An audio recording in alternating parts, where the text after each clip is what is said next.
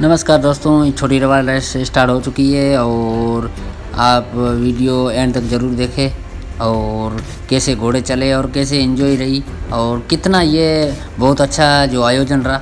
सबसे पहले तो हम धन्यवाद थैंक यू देना चाहते हैं न्यू वक्ता ग्रुप कमेटी ने, जिन्होंने इतना मान और सम्मान दिया और इतनी सपोर्ट करी ताकि हम वीडियो भी ले सके और काफ़ी अच्छा आयोजन देखने को मिला।